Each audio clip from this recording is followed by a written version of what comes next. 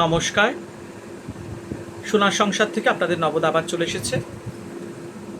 পরিবারের সকল সদস্যদের জানাই অনেক অনেক ভালোবাসা, প্রীতি ও আন্তরিক শুভেচ্ছা।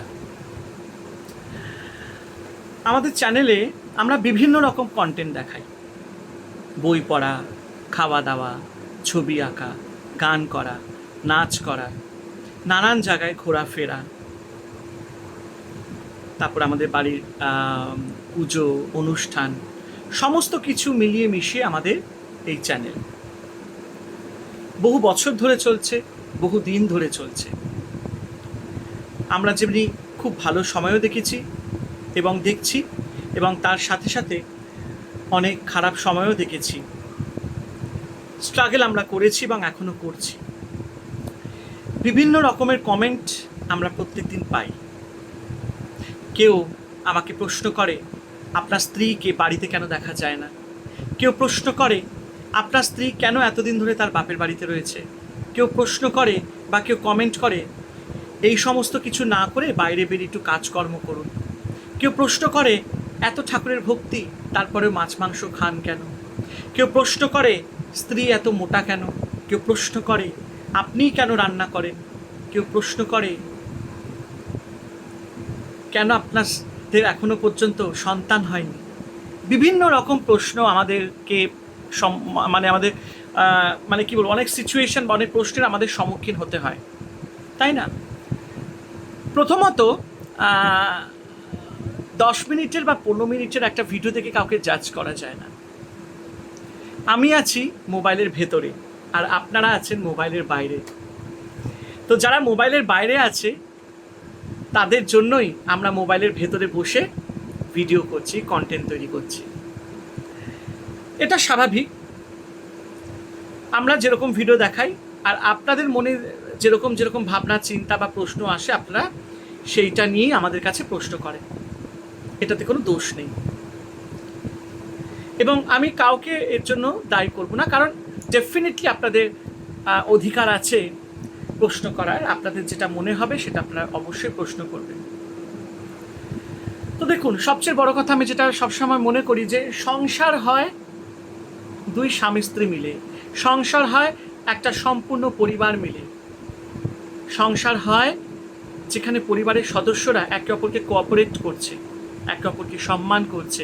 সংসার হয় যেখানে ভালোবাসা আছে, সুখ দুঃখ নিয়ে সংসার, ভালো মন্দ নিয়ে সংসার, ঝগড়াঝাঁটি আনন্দ নিয়েই সংসার।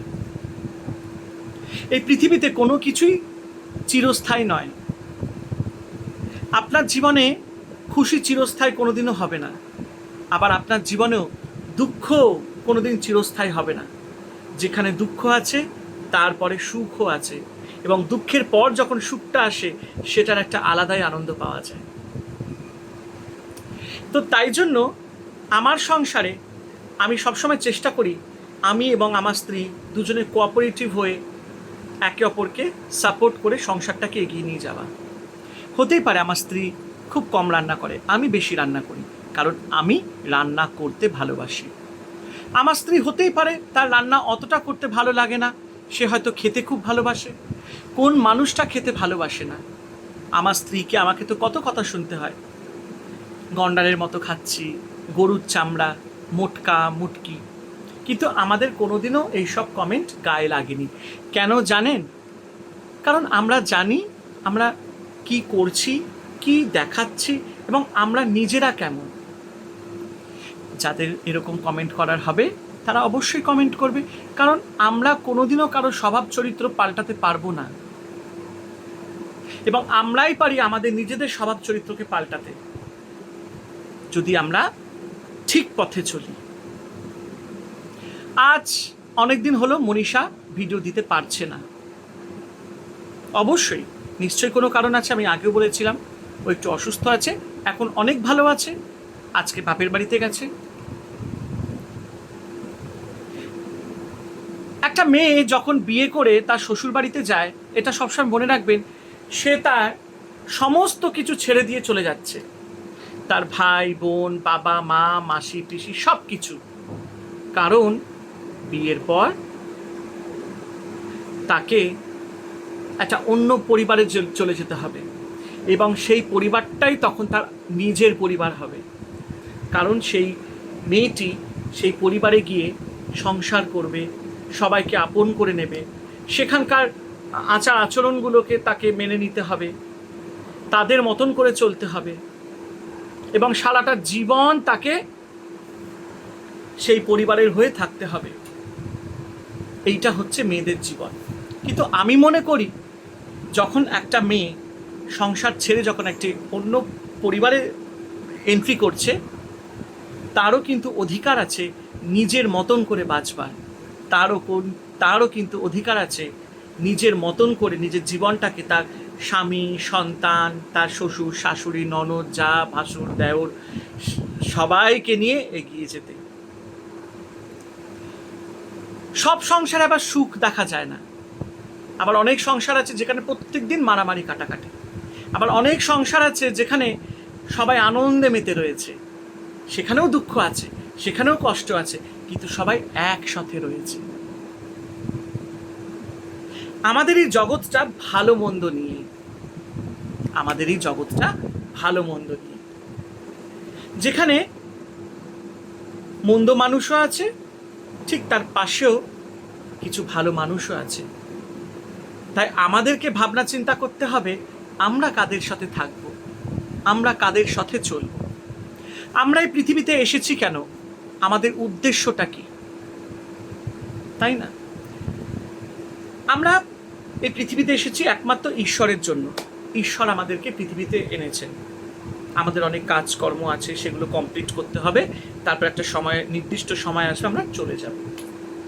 এটাই হচ্ছে আমাদের জীবন। আর আমাদের এই জীবনটা এই পৃথিবীতে চিরস্থায়ী নয়, এটা একটা স্টেজ। আমরা প্রত্যেকে এখানে এসেছি, পারফর্ম করব, তারপরে চলে যাব। আর আমাদের পারফরমেন্সটা রেজাল্টকে দেবে ঈশ্বর দেবে, আর সেটা মৃত্যুর পর জানা যাবে। কিন্তু তখন তো আমরা বুঝতে পারবো না যে আমরা কোথায় যাচ্ছি মৃত্যুর পর। কারণ আমরা গীতাতে পড়েছি মৃত্যুর পরেই শরীরটা ছাই হয়ে যাবে, আত্মাটা শুধু থেকে যাবে। শরীরে কিছু নেই, শরীরটা পুড়ে ছাই হয়ে যাবে, শরীরটা একটা দুর্গন্ধ বেরোবে, শরীরটা এখানেই থেকে যাবে, আত্মাটা বেরিয়ে যাবে। তাই আত্মাটা হচ্ছে চির অমর। তাই জন্য যতদিন থাকবো ততদিন আমরা ভালো কাজ করব, মানুষের ভালো চাইব, মানুষকে আনন্দ দেব, নিজে আনন্দে থাকব, মানুষের জন্য কিছু করব, ভালো কিছু কাজ করব যাতে মানুষের উপকার হয়, ঈশ্বরকে ভালোবাসবো, তাকে ভক্তি ভরে ডাকবো। তাই কোনো মানুষকে আঘাত দিয়ে আমার যদি মনে আনন্দ হয়, এটা ভাববেন না যে আমি খুব খুশিতে রয়েছি, ওপরালাও কিন্তু ওপর থেকে দেখছে।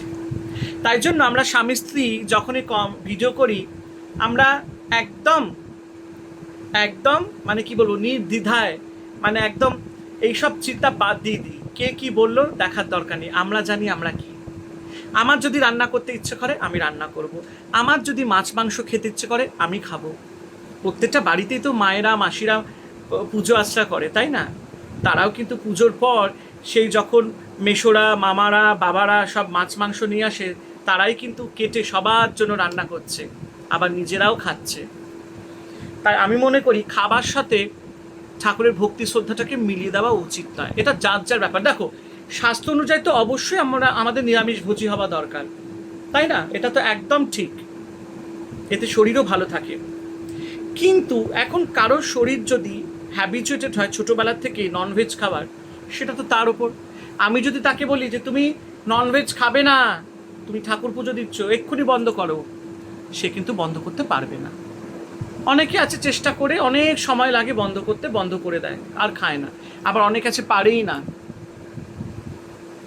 তো যারা মাছ মাংস খাওয়া ছাড়তে পারছে না, তার মানে এই না যে তারা খুব খারাপ মানুষ।